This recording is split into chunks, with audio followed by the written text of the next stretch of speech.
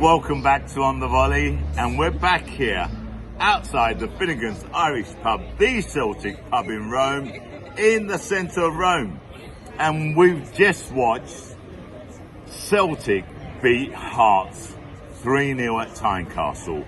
And I'm here with Stephen, who's from Glasgow. Whereabouts in Glasgow, Steve? I'm from Bishop Briggs. Bishop Briggs. So, if you're from Glasgow, you know where Bishop Briggs is. I don't need to tell you, okay, right? You know, I ain't got a clue, but you definitely know, you know what I mean? So anyway, we watch your game. You're obviously here on holiday with your missus. What's it called? Yeah. On the Volley. You're here with your missus, yeah? Okay. And what brought you to Rome?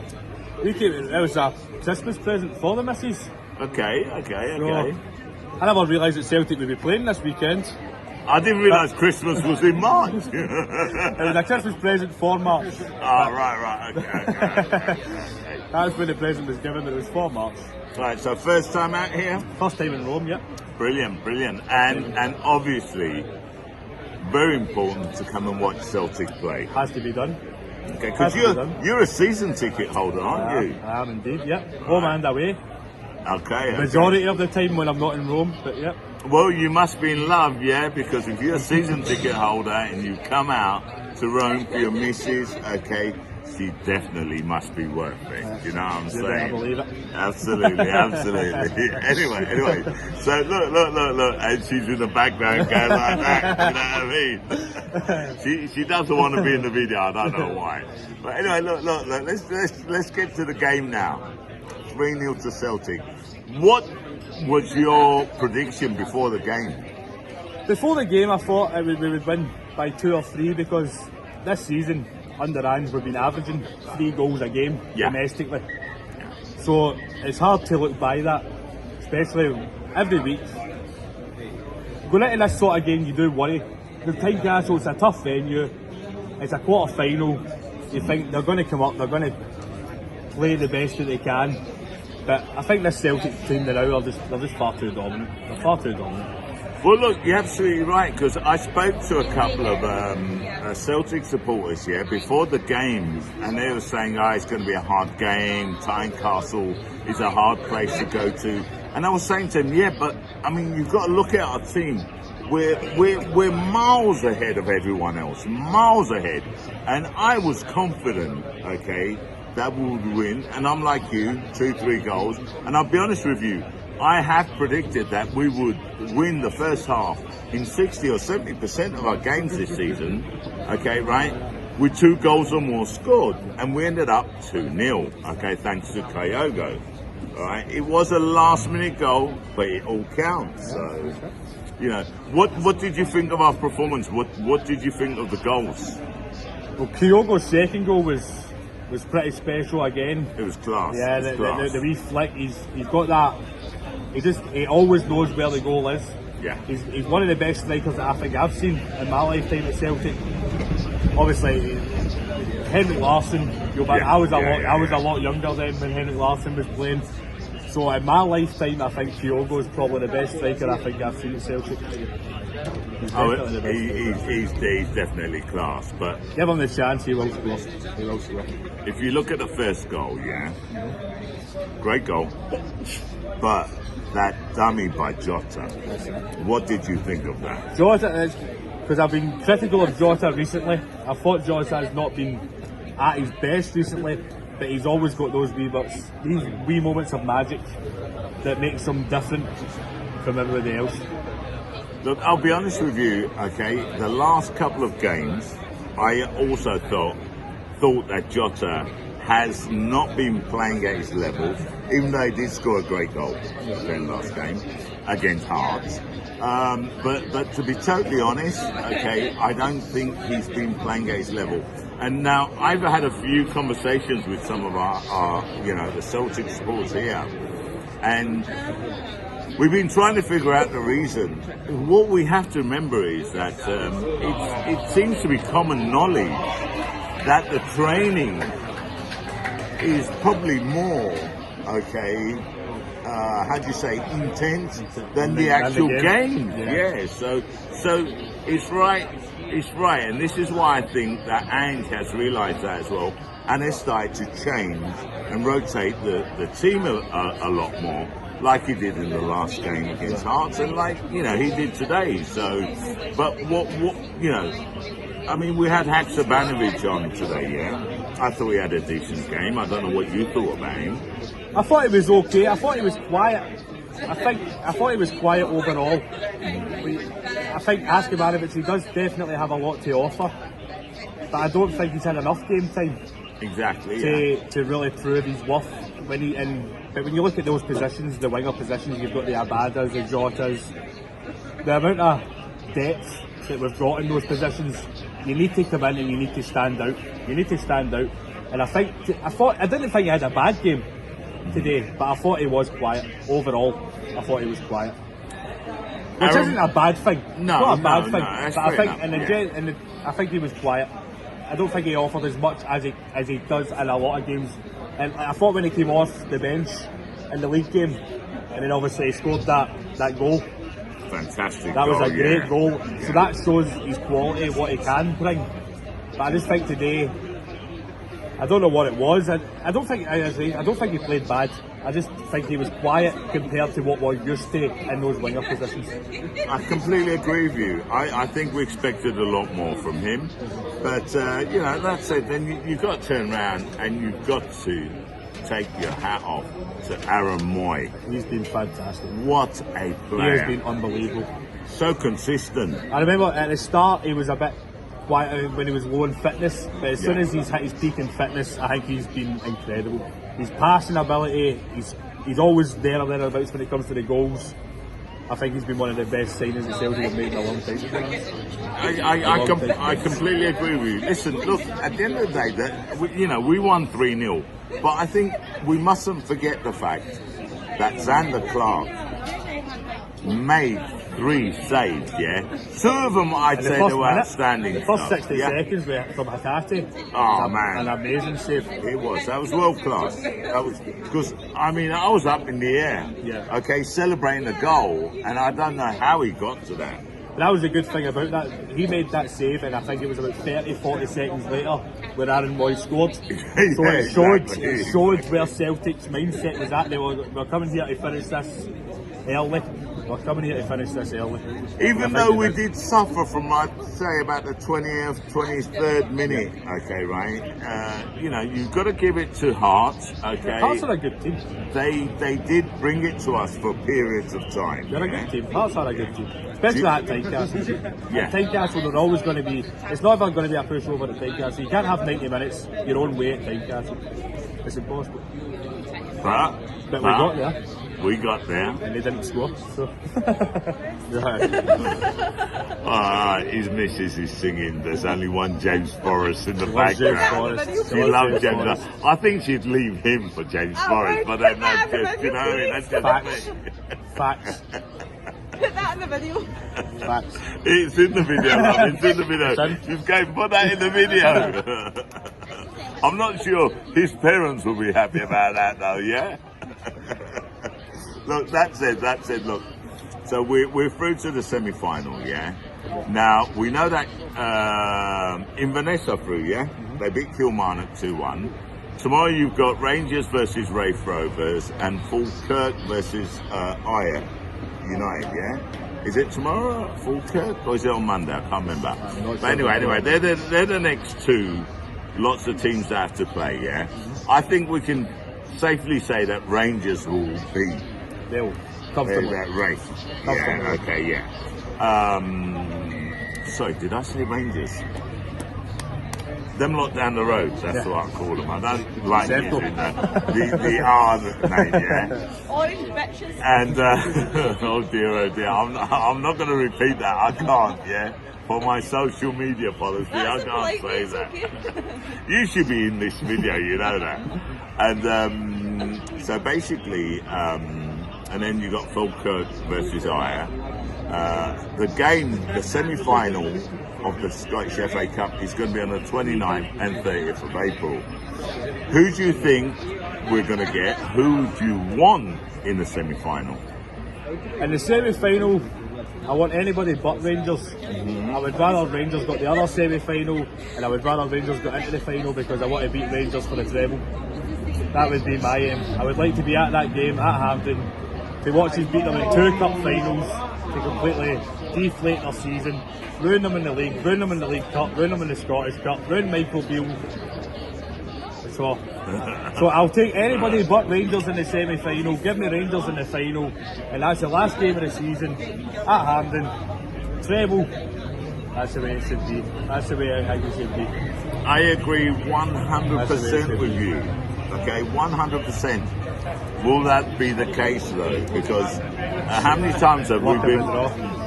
Yeah, how many times have we been fooled with them in the semis?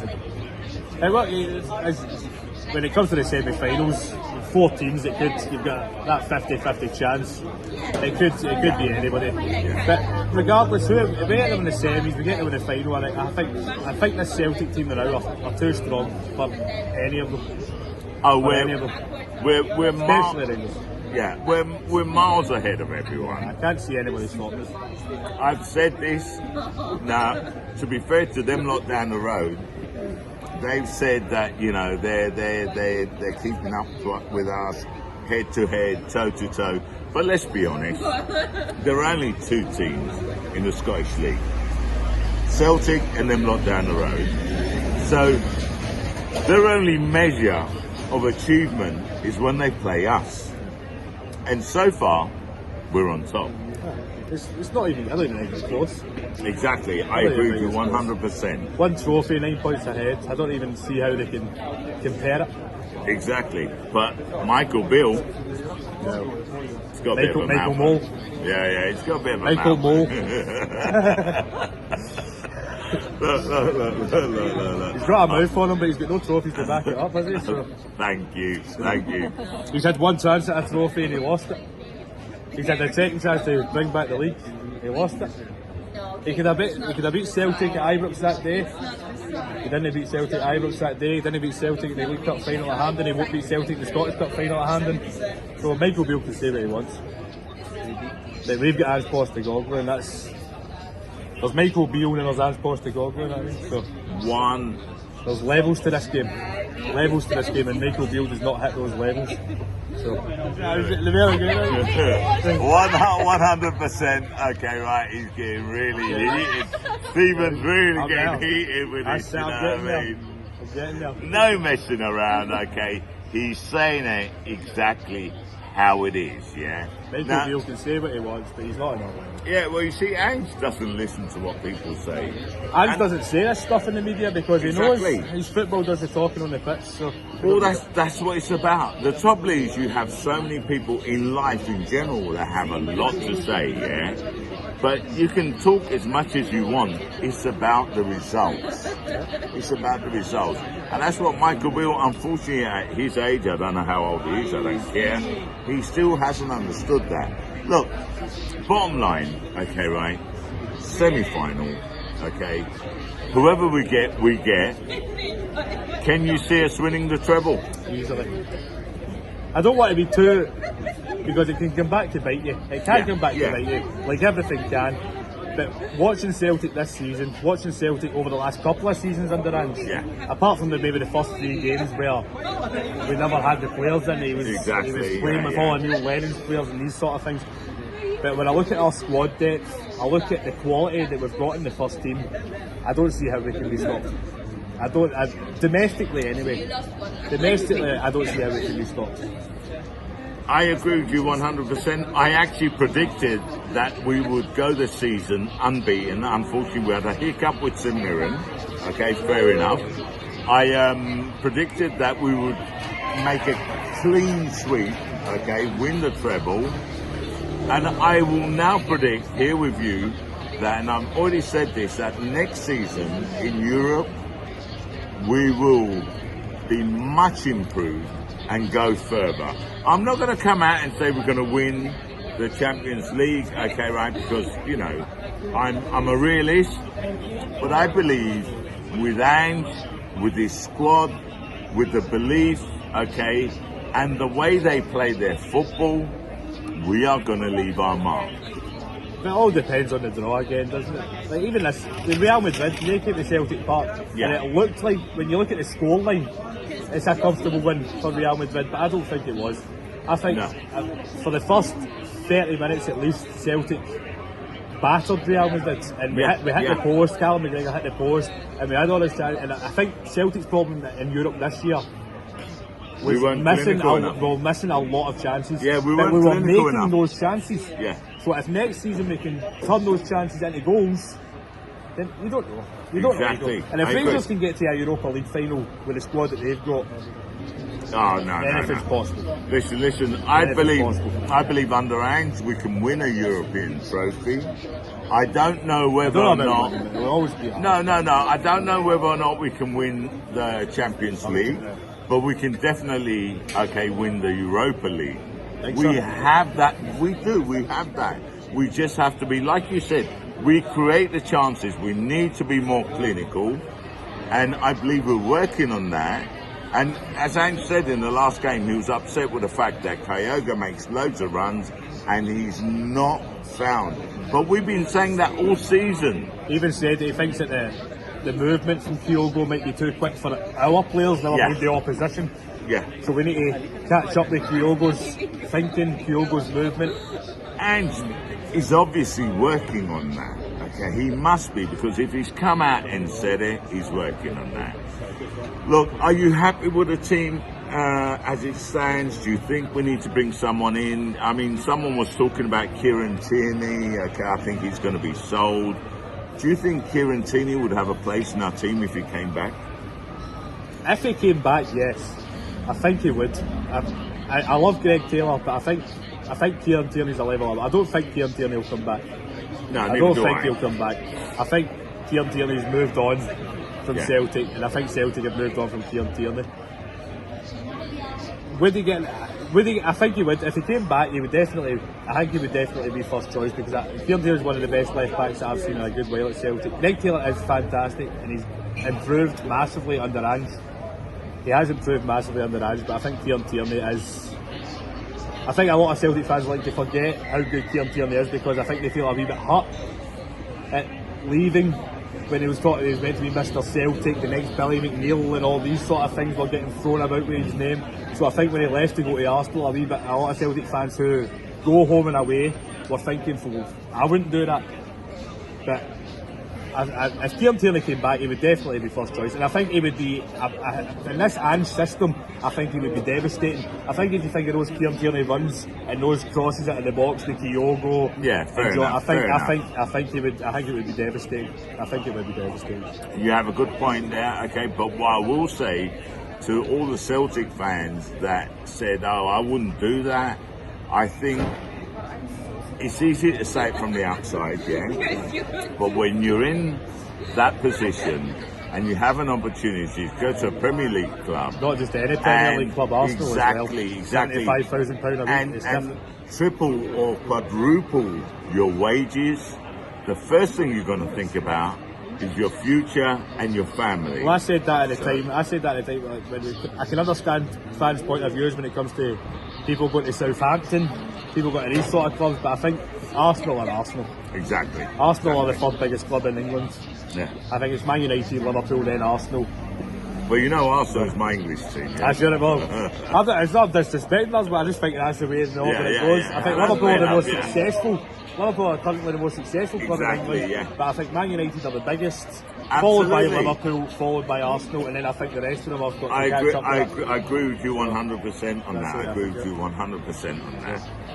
Anyway, listen, I think this was quite a good interview. I'm really pleased. I did my to have best, guys. I met did my best. Stephen. I did my I'm really best. pleased to have met Subscribe. Stephen. Like and subscribe. Listen, do you want to give a shout out to anyone? Give a shout out to Roisin. Give a shout out to all my pals back home in Bishop. They know who they are. On the Celtic, shout out to Ange.